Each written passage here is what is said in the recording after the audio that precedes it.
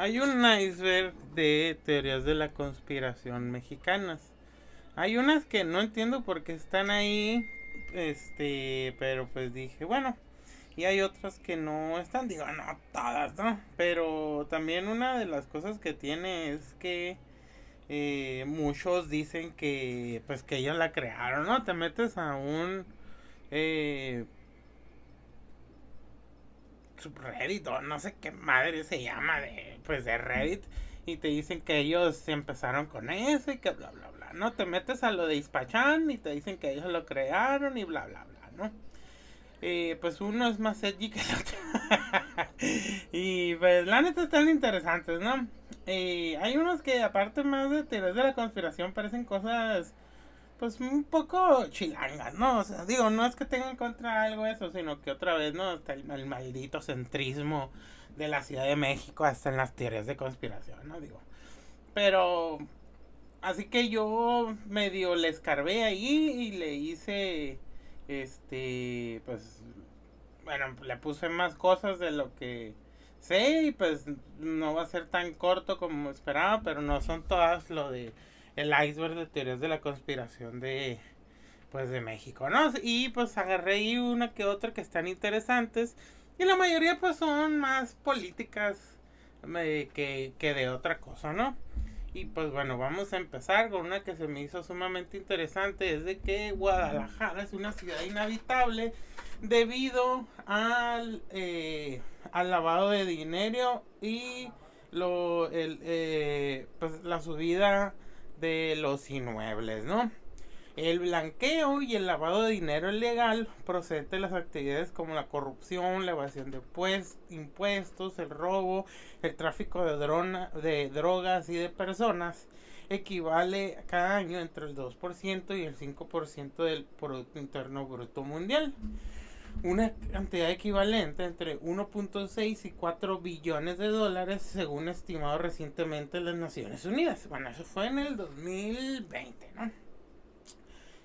Rhoda Wakes Brown, directora del Departamento Jurídico del Fondo Monetario Internacional, dice: muchos de estos delitos son una amenaza directa para la estabilidad económica.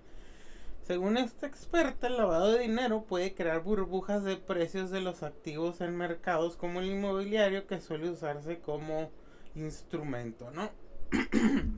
Después de la crisis financiera internacional, el alto comisionado de derechos humanos de la Organización de las Naciones Unidas abrió una oficina especial sobre la financiarización de la vivienda. Leilani Farha, quien asesoró a este equipo de investigación, estuvo a cargo de la oficina desde el 2014 hasta el 2020. En un reporte del 2017, Farha define la financiarización de la vivienda como los cambios estructurales en los mercados de vivienda, financieros y de la inversión global, por medio de los cuales se comienza a tratar a la vivienda como una mercancía, un medio para acumular valor y comúnmente un seguro para instrumentos financieros que se comercian en mercados globales. Ahora fíjense bien, después de saber todo esto, los carteles mexicanos generaron 1 billón de pesos en beneficios por operaciones delictivas en el país entre el 2016 y el 2018. La cifra fue divulgada en el 2020 por Santiago Nieto, en ese entonces director de la Unidad de Inteligencia Financiera pues, de nuestro país. Una de las cosas que hay es de que en esto de lo de que va el tema, y en especial en Guadalajara, es que los salarios son ridículos y los precios de las viviendas están por el cielo. La mayoría de los proyectos inmobiliarios del Guadalajara no los venden para vivienda, los venden como inversión. Y mucho de esto se habla en comentarios, en Twitter, en los subreddits, de que pues que tiene que ver mucho con el lavado de dinero. El sector inmobiliario está ampliamente ligado y por las operaciones que realizan se inflan los costos y obviamente los costos de vida también, ¿no?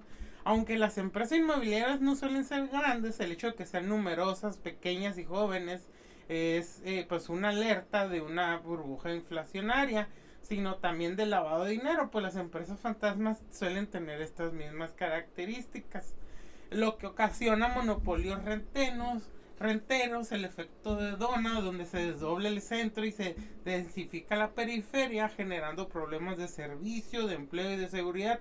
Si los precios crecen y los tenedores de los que los mantienen como hace que Guadalajara tenga zonas muertas como en los barrios de Europa, ¿no? Y pues esto es lo que habla mucho de la gente, pues o sea, de que hay gente que dice, gano 25,000 pesos al mes, ni con eso me alcanza para comprarme en una buena zona de Guadalajara, ¿no? Cada vez la misma gente de Guadalajara dice que hay zonas donde están compradas pero que nadie vive, obviamente se está despoblando y todo esto pues que ocasiona una cosa que en Mexicali también se está viendo pero por diferentes razones, ¿no? Así que mucha gente en Guadalajara cree y pues ya no sé si es teoría de conspiración o no, de que pues están inflando los precios mediante el lavado de dinero de narcos, ¿no? Y no creo que sea solamente Guadalajara los que vean esto, ¿no?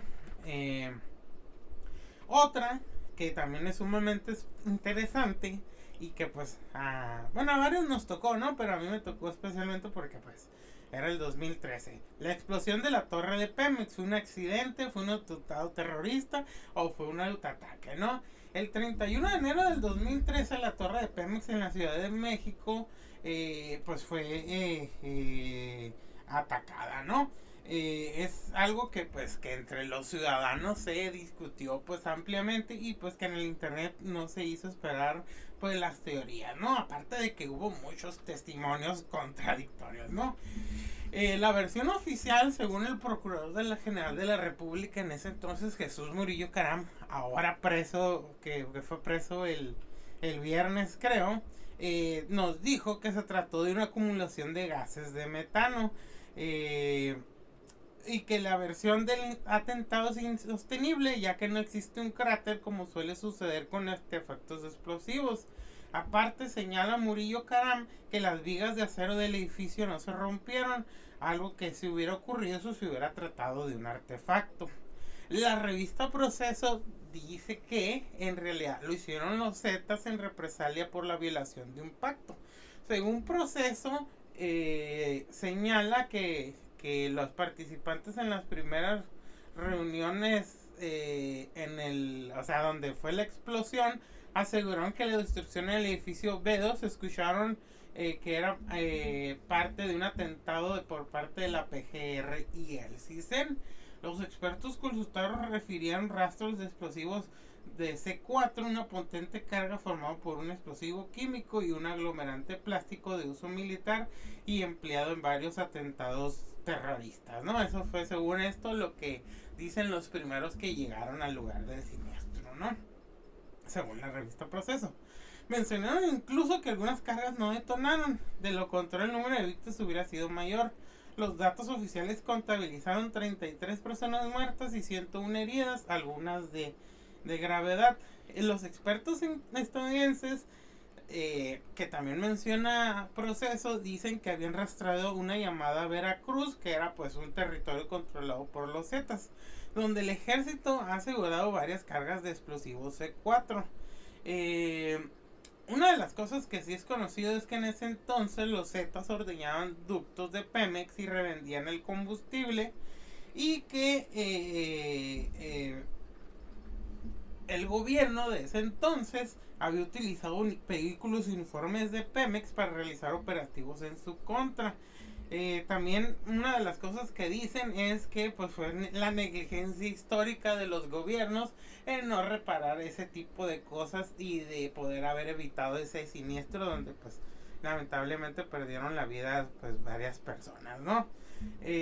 Una de las cosas que provocó es que se perdieran todos los archivos del área de recursos humanos, incluyendo decenas de demandas laborales que tenía Pemex con sus trabajadores, así como contratos y otros documentos del archivo muerto de la paraestatal. Muchos dicen que en ese archivo muerto y en esos contratos y y demandas laborales, había documentos donde señalaban del gobierno de Peña Nieto había recibido ayuda del extranjero, bueno, financiación del extranjero, pues cosas, libros contables también, cosas que también al mismo Romero de Champs, que en ese entonces pues era el chilo del sindicato del petrolero, pues que no les convenía, ¿no? Así que también pues mencionan que esto fue pues no tanto un autoatentado, sino que se le salió de las manos el incendio que se provocó en el archivo del área de recursos humanos, ¿no? Es sí, pues ahora sí que no, ya no sabemos qué onda, porque pues a Murillo Karam ahorita se le está acusando de tortura y de inventar pues básicamente lo de la verdad histórica de los 43 de Ayotzinapa, ¿no? Empresa de transportes Castores involucrada en el tráfico de drogas, ¿no? La Agencia de Investigación Criminal de la Delegación Estatal de la Procuraduría General de la República descubrió 33 kilos de metanfetaminas dentro de envases de leche. Todo eso también fue que en ese mismo día habían encontrado 15 kilogramos de heroína empaquetadas en las cajas para jugos, ¿no? Eso fue en el 2012. Juan Carlos Muñoz Márquez es accionista y gerente de Transportes Castores de Baja California SADCB. Ha sido 2 ocasiones diputado federal y en una diputado del Congreso de Guanajuato. Todo esto por el PAN. Él mismo dice en una entrevista que no cree que sea algo que sea pues como una trampa en su contra, sino de que demuestra la debilidad del Estado mexicano en parar a los narcotraficantes, ¿no? De hecho, pues tampoco las noticias lo quisieron vincular, pero sí lo quisieron hacer ver como pues una persona torpe que no podía proteger a sus camiones de autotransporte, ¿no? Pero la empresa de transportes Castores, ustedes le ponen en Google y te van a salir que, o sea, del 2018, 19, 20, 21, 22, pues que los encuentran pues rellenitos de droga, ¿no? Esto ya es sumamente sospechoso. Obviamente pues el exdiputado se defiende diciendo pues que él que puede hacer, ¿no? O sea, tampoco es que como que pueda controlar lo que pasa en mitad de una carretera, que exactamente tiene razón, pero pues que parece como que si fuera el favorito del narcotráfico, ¿no? Obviamente aquí lo raro es de que pues esta persona pues no ha recibido ninguna amenaza del narco, no ha tratado de solucionar el problema y pues como que no sé si se quedó más que una curiosidad o qué es lo que pasa, ¿no? Pero pues sí, sumamente raro esto, ¿no? Quema de evidencia que provocó el incendio en la guardería ABC, pues muy similar a lo que pasó en lo de la torre de Pemex, dice Gabriel Alvarado Serrano, abogado de las familias afectadas, que contemplan la hipótesis de que fue provocado el incendio para quemar evidencia que está a un lado de la guardería ABC. Explicó en base con un trabajo pericial de un experto de Estados Unidos y testimonios. Se presume que el fuego fue provocado en la bodega continua de la guardería perteneciente a la Secretaría de Hacienda de Sonora, donde se intentaba borrar evidencia de fraudes. El IMSS interpuso en el 2019 una denuncia en contra del exgobernador de Sonora, Eduardo Burrs Costello, por su probable responsabilidad en el incendio.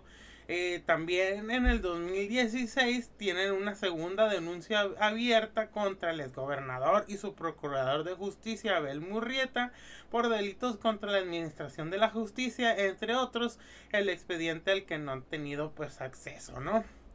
El IMSS dice que el exmandatario priista es responsable del funcionamiento del sistema estatal de protección civil, por lo que debo verificar que las guarderías cumplieran con lo establecido en las normas oficiales mexicanas para que fueran espacios viables y seguros. Pero también otra cosa, que también, o sea, ya eso, es cuando ya entra la teoría de conspiración y el sospechosismo, como se les dice, que En el 2021, un grupo de supuestas feministas se introdujeron a las instalaciones del Tribunal Superior de Justicia de Sonora, en donde quemaron los expedientes físicos e informáticos del caso de la guardería ABC, y donde pues aparte de Boers y de su fiscal, están involucrados los familiares del expresidente Felipe Calderón y de su esposa Margarita Zavala. De acuerdo con organizaciones no gubernamentales y algunos padres de los niños fallecidos que han dado seguimiento a sus casos, los expedientes de los niños muertos habían prácticamente desaparecido y se les conminó a aportar nuevamente los datos para mantener la demanda en el proceso, ¿no? De acuerdo con videos filtrados en las redes sociales, las supuestas feministas fueron directamente a los almacenes y oficinas donde se encontraban estos expedientes. Festejando sobre sus actos de vandalismo y destrucción, las supuestas feministas aseguraron y gritaban que habían cumplido su objetivo. Recientemente un youtubero había filmado el interior y restos de la guardería ABC. Asegura que encontró cerros de documentos y miles de placas de camionetas, los que reflejan actos de corrupción de la familia Eduardo Boers, exgobernador de Sonora, y Calderón Zavala, primo de Margarita Zavala, ¿no? La FGR inició gestiones para solicitar la ampliación del dictamen que presentó en su momento el perito estadounidense David Mitchell Smith, que en el 2010 aseguró que el incendio de la guardería ABC de Sonora, que dejó 49 niños muertos y más de un centenar de heridos, pudo haber sido provocado deliberadamente.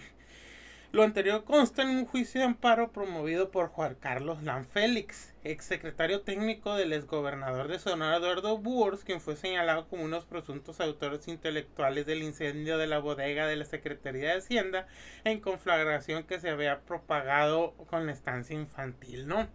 Desde el 2009, pues se está investigando la tragedia, pues ocurrida en la guardería, ¿no?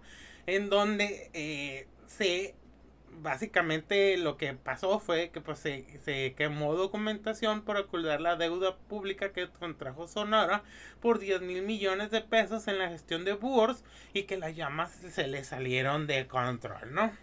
Y pues mencionando a estas supuestas feministas que siempre están vestidas de negro, que no quieren dejar ver sus caras, pues también hay una teoría de conspiración que nos dice que el bloque negro pues es un grupo de choque pues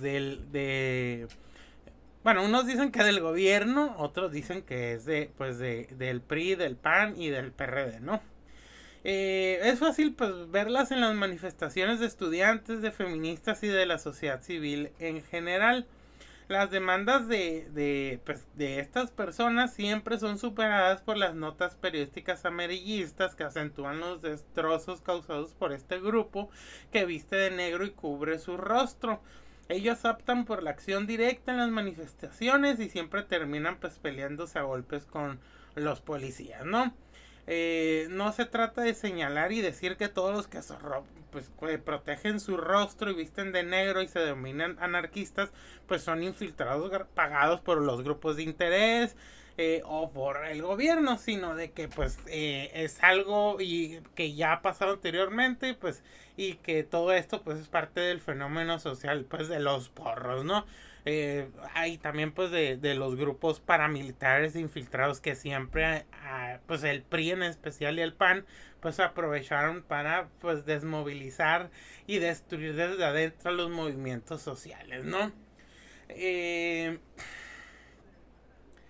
Siempre te pues empieza esa pregunta en las gentes, ¿no? De que realmente son grupos sin rostro surgidos de la espontaneidad, de que es gracias a su conciencia de clase histórica, que viven su libertad y que la quieren hacer mediante estas demostraciones de propaganda por el hecho y de acción directa, o son grupos pagados por grupos de poder que para generar presión al nuevo gobierno, o el mismo gobierno lo hace para hacer quedar mal a ciertos movimientos, o todo esto es para criminalizar la protesta. O sea, no sabemos, tal vez puede ser de todo un poco, pero pues al final de cuentas, vemos la naturaleza de estos grupos y sus formas de manifestación, y pues podemos documentar lo que hacen, ¿no? En especial, pues hay veces que sí, la misma gente o los mismos grupos pues tienen diferencias, ¿no? Por ejemplo, uno del que me acuerdo es cuando quemaron una puerta que data de la Nueva España, que se miró cuando también fue lo del Zócalo, pues que se miró que fue coordinado, ¿no? De hecho, pues también hay videos donde se ve que están hablando con los policías y se coordinan. O sea, el típico halconazo priista, ¿no? También, pues, hay que decirlo, pues que sí, o sea, el anarquismo es algo real, es algo vivo, es algo que, pues, que a mí en las calles me tocó ver. Pues no es así de que, todo es controlado por el gobierno, no, pero pues tú infiltras a 3, 4 güeyes y ya, o sea, a las notas periodísticas no les importa eso. También lo que vimos con el caso de la guardería, a veces yo también me acuerdo que lo miré, pues obviamente todo esto pues tiene mucho sesgo, ¿no? O sea, muchas cosas, o sea, no estoy diciendo que todas las feministas, y es lo que siempre uno se cansa de decir, ¿no? De que cuando dice esto, no es que todas sean así, no, pero pues ahí está, y pues es algo muy normal que por parte de gobiernos, de grupos de poder, y también pues por técnicas, ¿no? Pues de estas, para propagar el anarquismo, de hacer este tipo de cosas, ¿no? Obviamente un anarquista con conciencia de clase, aunque sea el más antisistema del mundo, no va a quemar un expediente judicial de unos niños que fueron quemados por el Estado, ¿no? O sea, no son estúpidos, pero estas personas al hacerlo obviamente lo estaban haciendo con el cedolo, ¿no? Eso también pues se vio cuando pasó lo del ataque de los porros de la UNAM, no, creo que fue en el 2019, creo que todavía no estaba lo de la pandemia también, eso fue, o sea, que de hecho dejó muchas interrogantes también, o sea, ¿por qué se produjo el ataque? ¿A quién le benefició el ataque? Y pues sí, está cabrón todo esto, pues lo del bloque negro, pues también muchos manifestantes, pues sí, no les gusta porque básicamente los ven como que pues que nomás van a hacer desmadre y no abogan a nada, ¿no?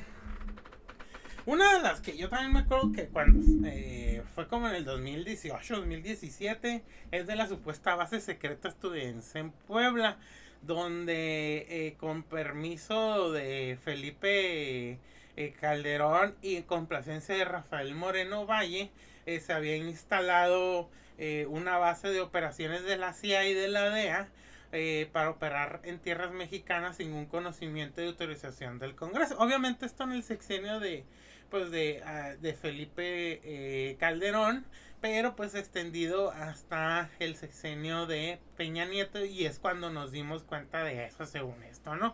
La iniciativa Mérida de Estados Unidos, que era pues un convenio que tenía con México, capacitaron, era para capacitar a 4.500 nuevos agentes de la Policía Federal, para asesorarlos en intervención de telecomunicaciones, manejo de informantes, interrogatorio de sospechosos, también todo esto pues para ayudar a la guerra en contra del narcotráfico, ¿no?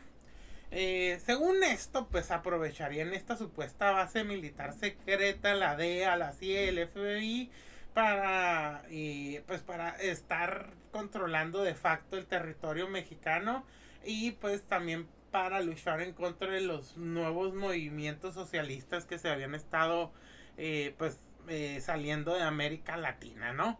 Esta academia hasta ya tenía nombre, Academia Estatal y de Formación y Desarrollo Policial Ignacio Zaragoza, ¿no? Eran, según esto, 22 hectáreas donados por el gobierno del estado, pero pues todo terminó siendo falso, pero otros dicen que sí es cierto y que ahí está, y pues es un pedo, pero nada, o sea, Básicamente no es, ¿no? Pero sí trascendió mucho esta supuesta noticia y obviamente que no hay una base militar. Bueno, al menos que esté subterránea, pero no creo. Este, pero pues ahí está, ¿no? La irrupción evangélica en México, ¿no? A finales casi ya del porfiriato y pues ya con la revolución mexicana puesta en, pues con la constitución de 1917, pues los grupos evangelistas o como más o menos los conocemos por los grupos cristianos empezaron a meterse a nuestro país. A pesar de que siguen siendo una minoría en nuestro país, pues muchos siguen pues teniendo un crecimiento considerable, ¿no? A pesar de eso, pues la mayoría católica sigue siendo abrumadora, pero eso no deja de lado que pues que siguen creciendo las denominaciones cristianas, ¿no?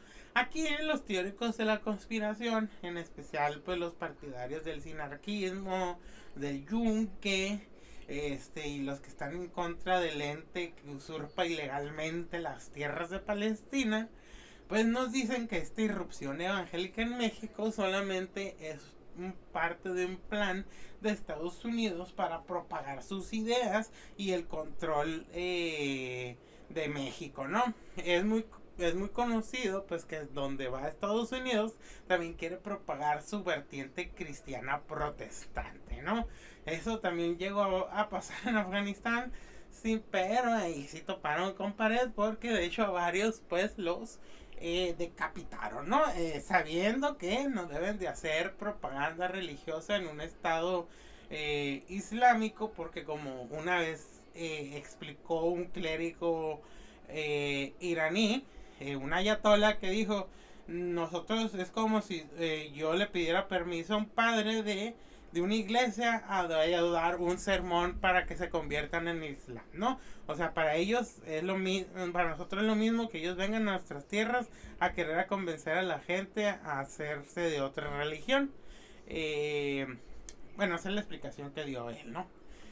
Y pues muchos teóricos de la conspiración pues dicen eso, pues o sea, de hecho pues el cristianismo evangélico estadounidense es sumamente fanático, es sumamente controlador, es sumamente político, es sumamente activo políticamente, es sumamente beligerante y es sumamente pro Israel, pro Estados Unidos, ¿no? Esto es a diferencia del clero católico que aunque sí se mete en asuntos de política, pero no lo hace de manera de frente, sino lo hace más pasiva, más en secreto, porque pues igual pues es una gestión pues muy diferente.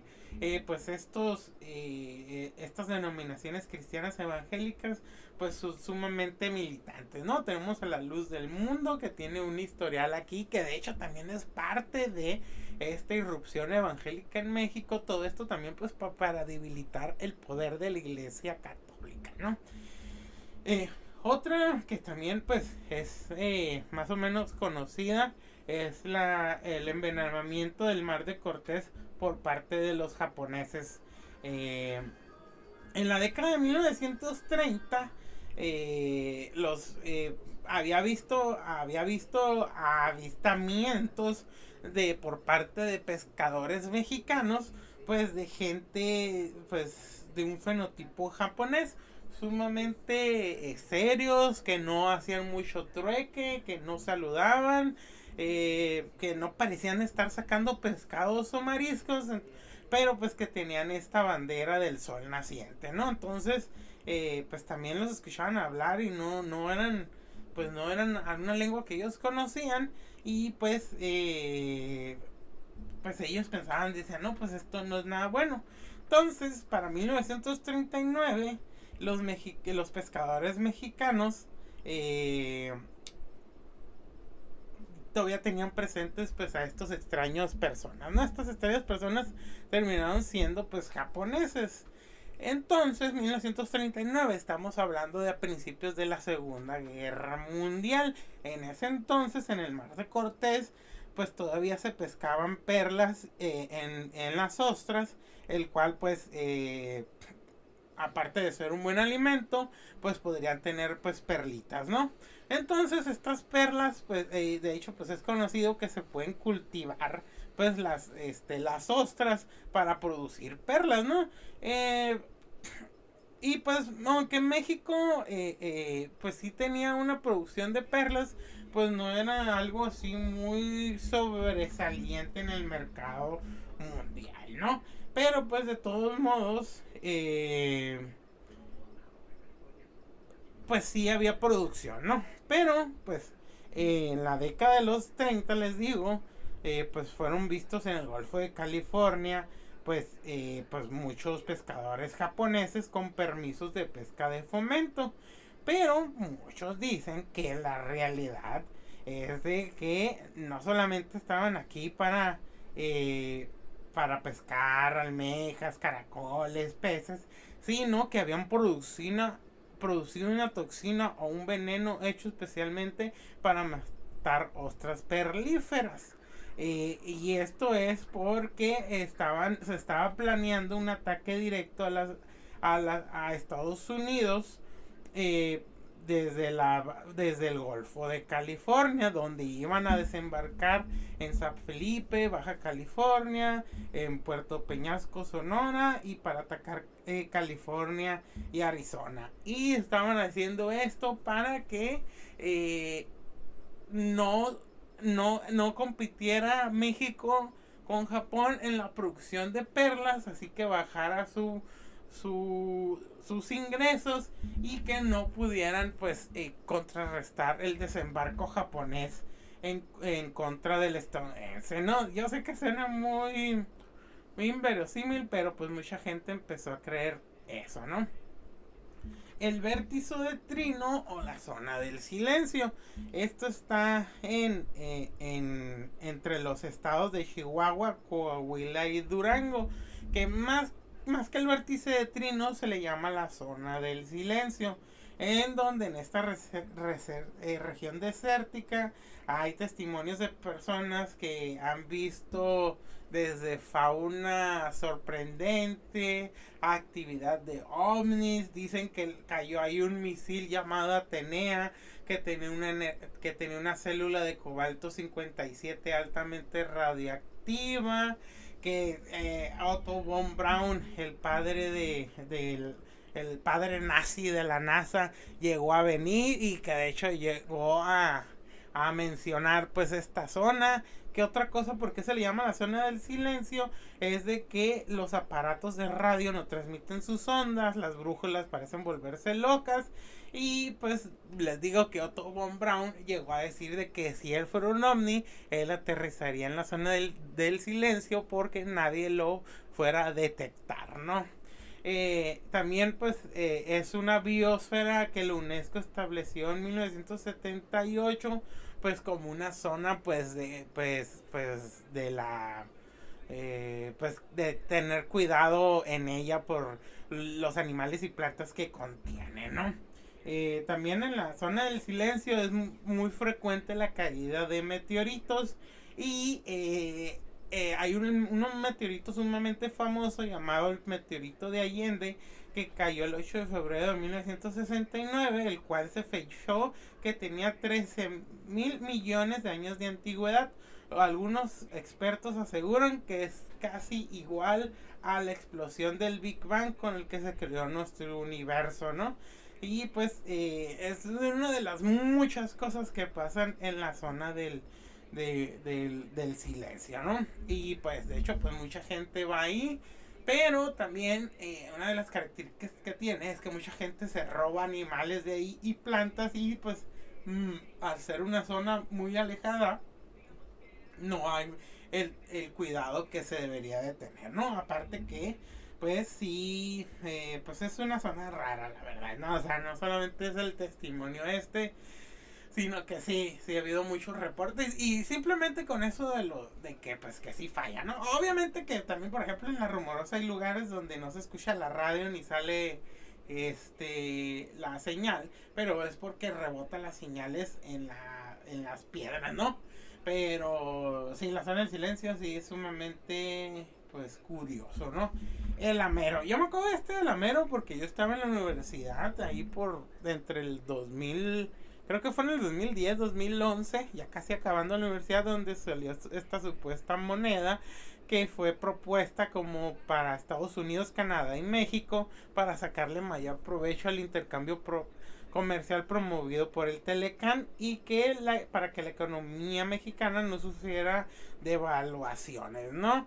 Esta moneda fue creada por Herbert G. Grubel, incluso escribió un libro al respecto, pero pues nunca fue algo que los países hasta se plantearon, solamente fue especulativo y pues nunca hubo oficialmente una medida para que México, Estados Unidos o Canadá la adquirieran, no. Pero cuando salió esto del Amero, unos güeyes hicieron unas fotografías y hasta una moneda donde supuestamente pues iban a hacerlo y que todo esto era parte de un plan de Estados Unidos y Canadá para absorber México, absorber sus recursos naturales y pues para empezar el nuevo orden mundial, ¿no? Era así como que era la primera prueba del nuevo orden mundial donde se borrarían las fronteras, donde y se iba a instalar un gobierno y que pues iba a haber una mezcolanza de razas, cosa que les caga a los supremacistas blancos estadounidenses y canadienses, ¿no?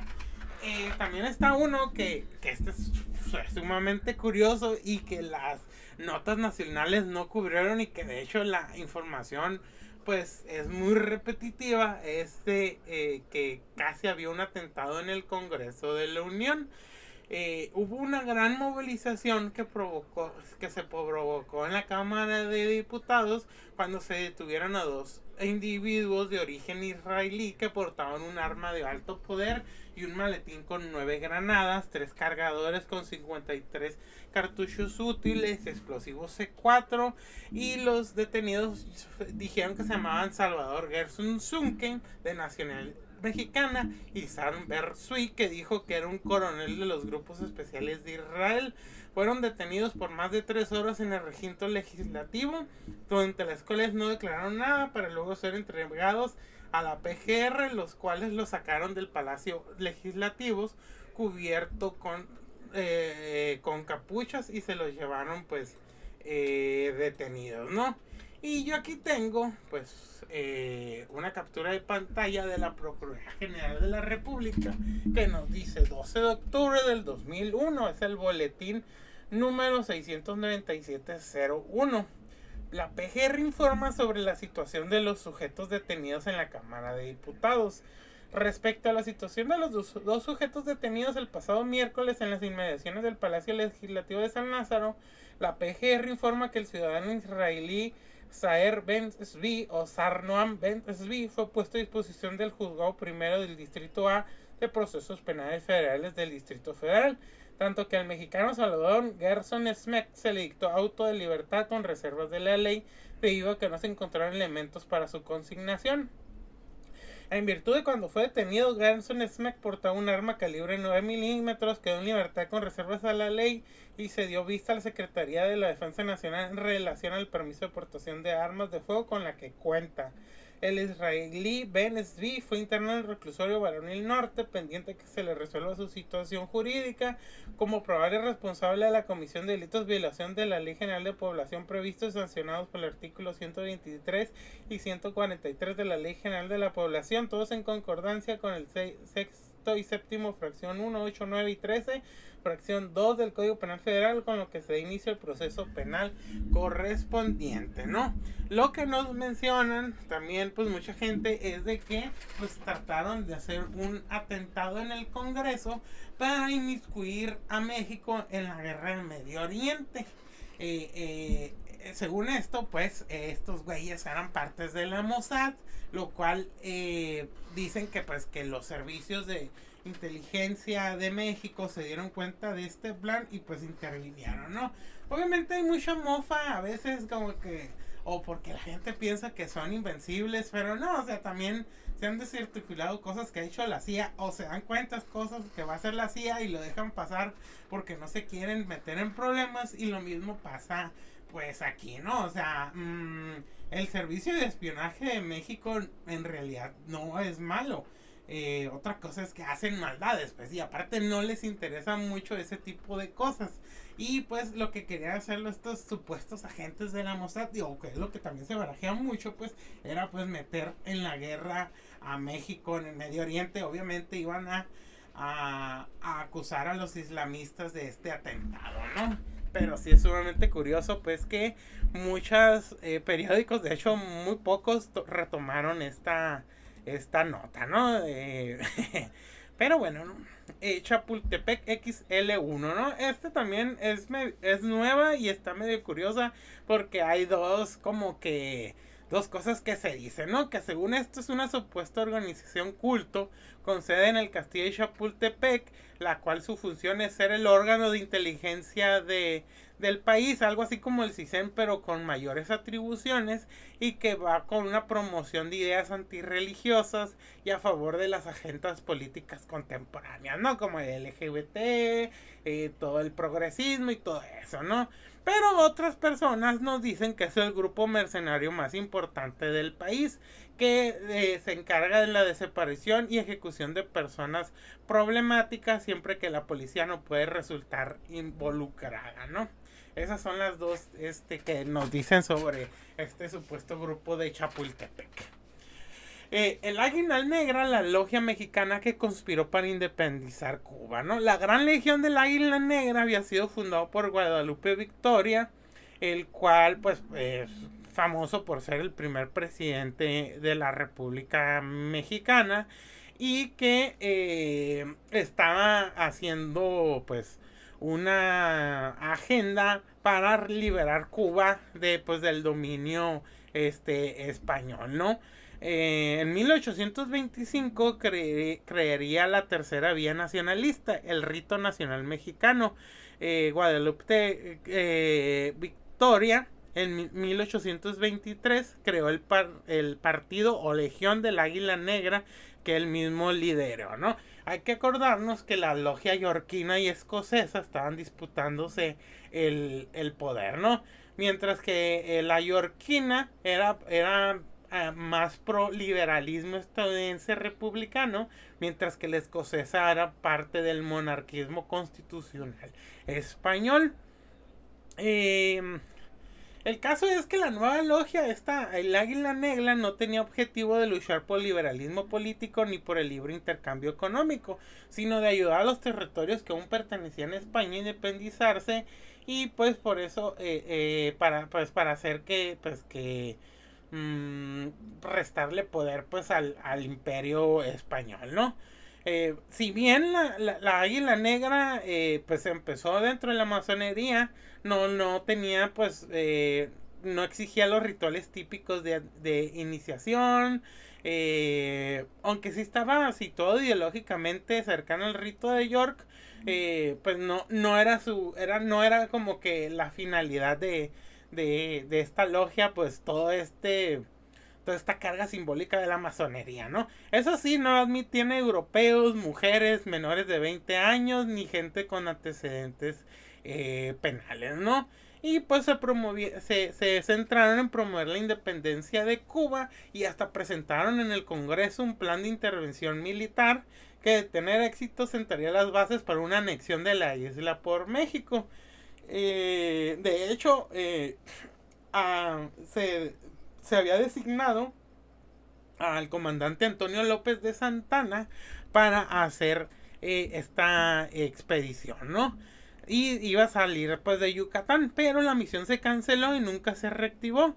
Primeramente, pues no se hizo por la presión de Estados Unidos, que considera que las Antillas españolas estaban dentro de su ámbito de influencia, y también pues por todo el problema interno que tenía México entre los liberales, los conservadores, los federalistas, los centralistas, los monárquicos, los republicanos. Así que pues esa idea de liberar Cuba pues se quedó pues en el olvido político por los problemas internos de México, ¿no? En el terremoto del 85 en la Ciudad de México se encontraron cuerpos torturados bajo los escombros, ¿no? Si bien es cierto que en el destrozo de la Ciudad de México era normal encontrar sobrevivientes o cuerpos sin vidas, lo que no era normal era encontrar cuerpos de personas que habían sido torturadas y que murieron antes del temblor, lo cual el gobierno los presentó como parte de las víctimas del siniestro, ¿no? Una de las personas que se encontró en esto fue al penalista Saúl Ocampo. Estaba amordazado, con los ojos vendados, cadenas en sus pies, en manos, en la cajuela de un automóvil que apareció bajo los escombros del edificio de la Procuraduría de Justicia del Distrito Federal, ubicado en la esquina de Niños Héroes y Doctor Lisiaga. Su familia había reportado su desaparición desde el 12 de septiembre de ese año y fue encontrado 10 días después junto con las víctimas del terremoto. Lo identificaron por tarjetas de presentación con teléfonos de su despacho y credencial del Colegio de Abogados de México. La gente de la Procuraduría pidió que no se difundiera el hallazgo y se envió el cuerpo al servicio médico forense. La Procuraduría informó a la familia de Saúl que se había encontrado y en la autopsia que se había hecho ese mismo día indicaba que había muerto como consecuencia de un disparo de arma de fuego en el tórax. Sin embargo, de acuerdo con la información del Universal, el cadáver no tenía heridas de bala. La agencia que prestó los servicios funerarios en la colonia Roma señaló que ya presentaba corrosión de 6 días o más. Un médico revisó el cuerpo de Saúl Ocampo y tenía la boca muy abierta, presentaba amorotamiento, los dedos tenían signos de quemaduras que habían tratado de ocultarse con cinta adhesiva, por lo que determinó que fue golpeado y murió por asfixia. La familia afirmaba que la actitud de las autoridades era muy extraña, continuamente iban a preguntar cómo iba el trámite por la muerte del abogado, así mismo señalaban que después de reportar su desaparición, la Procuraduría había afirmado que no se encontraba en ningún ministerio público. Días después encontraron otras 6 personas muertas de nacionalidad colombiana. Estaban en separos especiales de la Policía Judicial del Distrito Federal.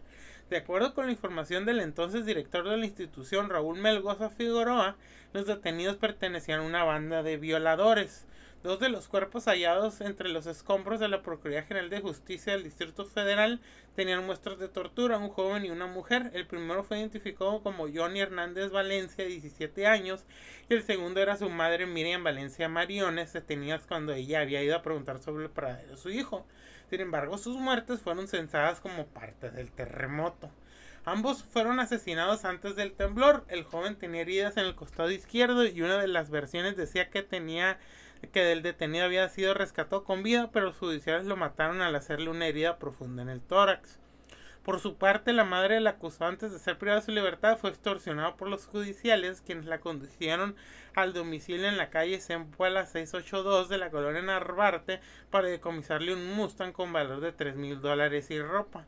A pesar de haber descubierto estos hechos, la Comisión de Derechos Humanos y la Embajada en Colombia en México protestaron, mientras que autoridades mexicanas negaron que siguieran realizando este tipo de prácticas, ¿no? Que de hecho, pues, es sumamente, o sea, si tienes un pensamiento vil, pues es sumamente práctico, ¿no? O sea, de que, pues se murió en el temblor acá, en el terremoto. O sea, ¿cuántas cosas no puedes hacer cuando esté pasando un tipo de ese siniestro, ¿no? O sea, es algo que, pues, los gobiernos y también, pues, los actores políticos, pues, se aprovechan de las tragedias, ¿no? El ejército y las mineras involucrados en el caso de Yotzinapa, ¿no? Bueno, el viernes pasado, pues ya se destruyó la supuesta verdad histórica que se construyó bajo el gobierno de Enrique Peña Nieto. Y al día siguiente, pues se deturió a Murillo Karam por cargos de ocultamiento y tortura, ¿no? Lo que nos mencionan aquí es que el ejército obra pues como determinante en los conflictos internos y no para la presunta defensa de la agresión externa, en donde pues ellos trabajan no solamente para el Estado, sino para lo que el Estado les dice. Lo que mencionan tanto Francisco Cruz y bueno, Francisco Cruz es de que pues hay un plan sistemático para eliminar a todos los luchadores antimineros. Los canadienses tienen una gran presencia minera aquí en México. Lo que nos menciona Francisco Cruz para Aristegui Noticias dice que encontramos muchos cabos sueltos y concluimos que las autoridades nos están mintiendo abiertamente. De hecho, escribió un libro que se llama La guerra que nos ocultan, de Editorial Planeta. Dicen que retoman el caso de Julio César Mondragón Fontes. El joven encontró muerto en Iguala el 27 de septiembre y que según la versión oficial murió torturado. Él es el gran olvidado dentro de los normalistas desaparecidos. Pero el crimen de Julio fue pues que le cometieron a Julio es atroz. Lo torturaron y lo desollaron, ¿no? Una de las cosas que nos dicen sobre esto es de que no solamente pues no solamente es una historia de la represión del país, sino también sobre los intereses mineros, ¿no? El negocio de la minería devasta los pueblos y también hace ocultación y mata pues mineros mediante ya sea por el Estado o mediante los narcotraficantes, ¿no? Cosa que también pasa con los que talan ilegalmente, ¿no? Las empresas tienen el amparo de las Fuerzas Armadas y del propio gobierno de México, quien les garantiza la extracción. Se sabe que pues que las mineras que tienen presencia en Sonora, Chiapas, Oaxaca, Tamaulipas y Guerrero, pues es un negocio donde pues produce pues trabajo, pero bajo unas condiciones sumamente brutales y que afectan a la salud también, ¿no? Por ejemplo, cerca de Ayotzinapa se han descubierto los mayores yacimientos de Guerrero que son pues explotables para las mineras, ¿no? Dentro de esto pues hay un caso del misterio del teléfono, ¿no? El celular de Julio César Mondragón nos dice que pues si se mapea la ruta que sigue entre el 24 y el 26 de septiembre y el 24 y 27 de septiembre y también hasta el 4 de abril hay registradas 30 actividades del mismo teléfono, no solamente para recibir y marcar, sino que 4 son cerca del CISEN y otras 4 dentro del campo militar, pues número 1. Lo que nos dice que a Julio César Mondragón lo mataron porque grabó los ataques a los normalistas. Entonces es lo que están concluyendo pues en el libro de que se llama lo acabo de decir, como la guerra que nos oculta, ¿no? De Editorial Planeta. Todo esto pues es de que pues concluyen de que en Guerrero hay un proceso sistemático para aniquilar y desaparecer líderes sociales, incluidos estudiantes, maestros, luchadores sociales y antimineros, ¿no? Ahora pues pasando a otro tema, los individualistas tendiendo a lo salvaje, pues es un grupo ecoterrorista que a mediados del 2010, 2011, 2012, 2013, pues saltaron a la fama. Ahorita ya ni siquiera se escuchan mucho, ¿no? De hecho, pues sí hicieron varios ataques, quemaron patrullas, mataron gente, pero ya no sé si dejaron la lucha armada y los ataques terroristas, pero en su momento llamaron mucho la atención, ¿no? La finalidad pues era pues la destrucción de la civilización, de regresar pues a lo natural, y pues ellos no promulgaban una revolución, una lucha de clases ni una utopía, ¿no? Sino que lo que ellos era dejar en claro que las revoluciones son cosas del pasado y que ellos no tienen ninguna exigencia ni un pleito repetitorio ni nada de eso, ¿no? Lo que ellos quieren pues es destruir la civilización podrida que hay y llevar otra vez al ser humano a la naturaleza, ¿no?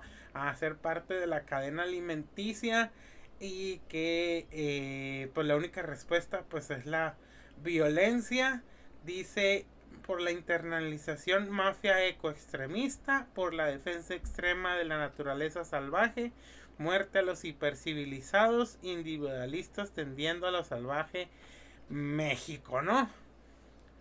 Los ecoextremistas son como las abejas, las cuales entierran su aguijón para herir a su oponente, dando peleas sabiendo que mueren en el intento, ya que está claro que en esta guerra no saldremos victoriosos. Pues es lo que mencionan estos güeyes, ¿no? Ahora, pasando a otro tema. Magdalena Solís, la gran sacerdotisa de la sangre. Magdalena Solís es un líder de culto y una asesina serial responsable de cometer y planear varios homicidios donde los involucrados bebían la sangre de las víctimas. Esto fue en los 60 en San Luis Potosí, en el pueblo de Hierbabuena. Se llevaron a cabo rituales y sacrificios y pues esto de beber sangre de las víctimas, ¿no? Según esto se le adjudican 8 homicidios, pero se le sospecha de estar involucrado alrededor de 15, ¿no? Magdalena Solís no siempre fue venerada como una gran sacerdotisa, ¿no? Sino que pues ella empezó a trabajar como prostituta desde temprana edad, pero en 1963 junto con su hermano Eleazar Solís se unió a una presunta secta de santos de Cayetano Hernández, ¿no? El culto, fundado a principios de los 60, combinaba la mitología azteca con la inca para engañar al pueblo de Hierbabuena. Todo esto era una estafa, les prometía a los pobladores de la comunidad tesoros que aparentemente se encontraban en las montañas colindantes. Los integrantes de la secta lograron que las personas ofrecieran favores sexuales y contribuciones económicas. Magdalena Solís tenía delirios de grandiosidad y tenía muchas perversiones sexuales, donde también la mayoría de sus víctimas sufrieron sadomasoquismo, fetichismo y también pues era propensa a la pedofilia, ¿no? La mayoría de la gente de Hierbabuena eran ciudadanos analfabetos y vivían en la extrema pobreza. Cuando los sectarios llegaron ahí y se autoproclamaron dioses, pues mucha gente les creyó, exigían tributos sexuales y estas personas, los hermanos Hernández, dejaron de ser ladrones para convertirse en esclavistas sexuales y estafadores, ¿no? Solían organizar orgías junto con el uso de drogas y pues al principio pues la gente estaba pues maravillada con ello, pero pues empezaron a decir que dónde estaban los tesoros y dónde estaban los favores, ¿no?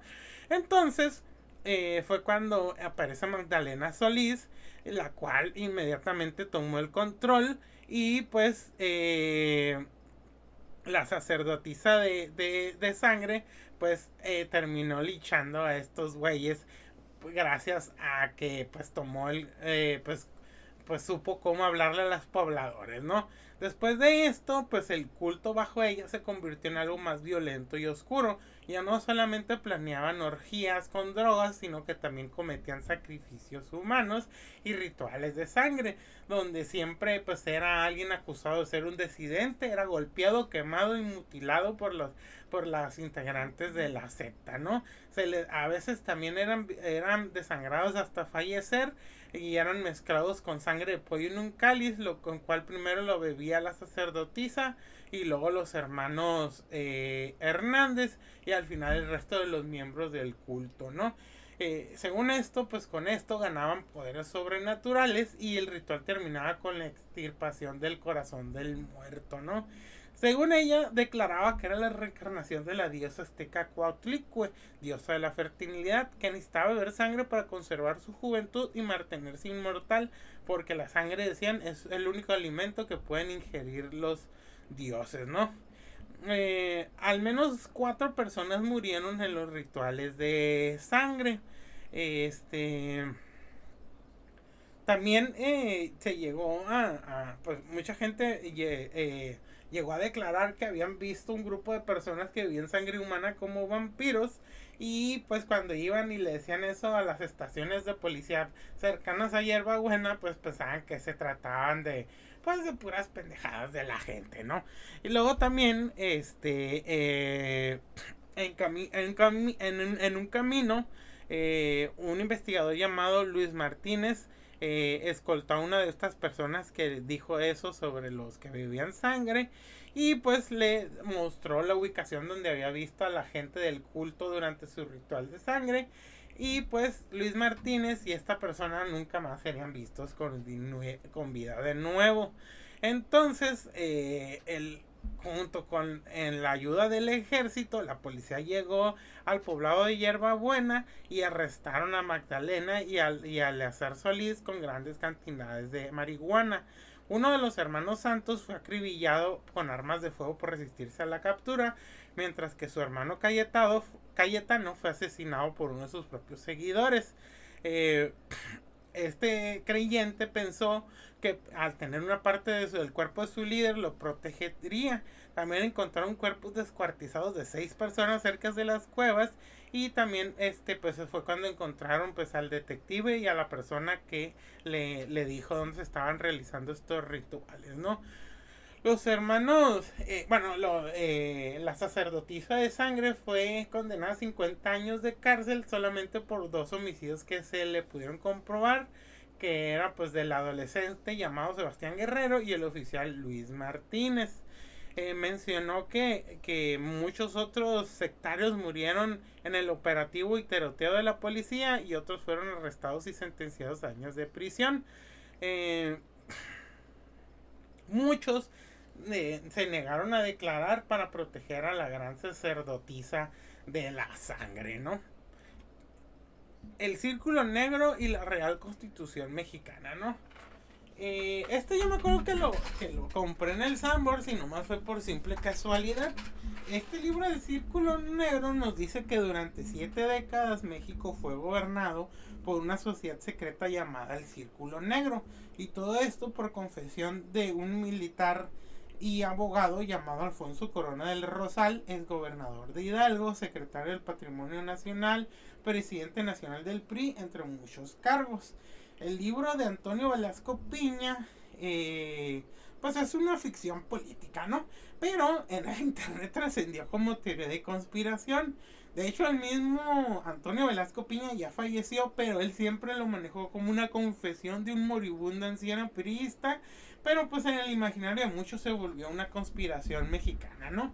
La narración comienza en el 2001 cuando escribe en las páginas del libro, donde un sacerdote jesuita funge como intermediario entre el político que revela estos secretos del Círculo Negro al personaje que dijo, al personaje que está escribiendo el libro, ¿no?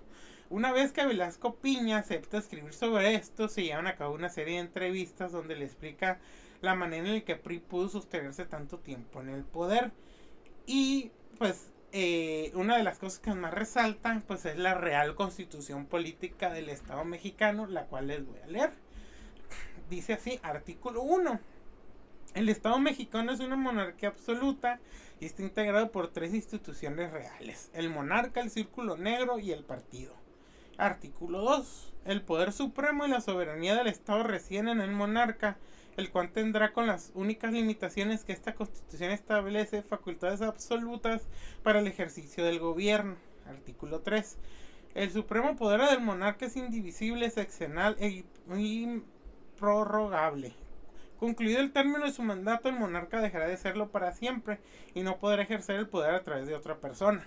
Artículo 4. Son obligaciones del monarca: 1. Mantener incoluble la soberanía de su gobierno y la unidad territorial del país. 2. Preservar el orden y la paz en todo el territorio que integra el Estado mexicano. 3. Procurar mejorar las condiciones de vida de los habitantes del país. Artículo 5. Son atribuciones del monarca. 1. Imponer leyes, decretos, reglamentos que consideren necesarios por un buen gobierno. 2. Designar libremente, con las únicas limitaciones de esta Constitución establece, a las personas que consideren más convenientes para ejercer su representación en el gobierno en cualquiera de los tres poderes establecidos de la Constitución formal, ejecutivo, legislativo y judicial, así como en cualquiera de los tres niveles de gobierno que determina la Constitución formal, federal, estatal y municipal. 3. Designar libremente a su sucesor con la única limitación que la Constitución establece. Artículo 6. Cuando el monarca considere que se trata de cargos de poca relevancia, podrá delegar en cualquier quien juzgue capacitado para ello su facultad de designar funcionarios. Artículo 7. Los habitantes del Estado mexicano están obligados a obedecer cualquier resolución del monarca, el cual podrá disponer libremente de sus vidas y propiedades. Artículo 8. El Círculo Negro es una institución real de gobierno de carácter secreto integrada por 5 miembros y que tiene como obligación fundamental colaborar con el monarca en la forma y términos que éste considere convenientes. Ninguno de los integrantes del Círculo Negro podrá pretender jamás convertirse en monarca. Artículo 9. Son atribuciones del Círculo Negro. 1. Escoger libremente cada gobierno seccional los cargos dentro del mismo que ocuparán sus 5 integrantes. 2. Designar a quienes habrá de dirigir los diferentes sectores que componen al partido. 3. Proponer el cese ante el monarca de cualquier funcionario que a juicio del círculo no está desempeñando su cargo con debida lealtad hacia el monarca. 4. Vetar la decisión de la persona escogida por el monarca para sucederle cuando a juicio del círculo resulta evidente que el monarca pretende continuar ejerciendo el poder a través de esa persona. 5. Decretar la muerte del monarca cuando éste pretenda prorrogar su mandato más allá de los 6 años que le corresponden. Artículo 10. Los 5 integrantes fundadores del Círculo Negro lo son por autonombramiento. Desempeñarán su cargo hasta el final de sus días y quedan facultados para que, al ocurrir el deceso o incapacidad de cualquiera de ellos, los demás designen libremente a quien habrá sustituirlo. Artículo 11. El partido es una institución real de gobierno cuya finalidad es organizar y controlar todas las fuerzas sociales existentes del país, las cuales deberán agruparse en 3 sectores: obrero, campesino y popular. Artículo 12. La conducción de todos los procesos políticos para designación de la autoridad que establece la Constitución formal deberá hacerse dentro de los cauces del partido para que sean siempre las personas que designe el monarca que ocupen dichos cargos. Artículo 13. En todo aquello que no se contraponga a lo dispuesto en esta Real Constitución, podrán aplicarse las disposiciones contenidas en la Constitución formal de 1917 y en las leyes de que ellos emanen, ¿no? Esto pues digo sumamente pues interesante, pero les digo es ficción, pero trascendió como si fuera algo real, ¿no? Y pues a mucha gente le gustó porque pues estaba así como que era parte pues como que de las explicaciones que se daba a la gente de cómo es que duró tanto el PRI y el poder del presidencialismo priista, ¿no? Pero pues yo sé que hay muchas más, ¿no? Pero también para qué las empiezo a repetir y todo eso. Y pues estas fueron las que se me hicieron pues más o menos interesantes. Políticas, asesinas y todo este pedo. Y pues espero que les haya gustado, los haya entretenido. Y pues hasta la próxima.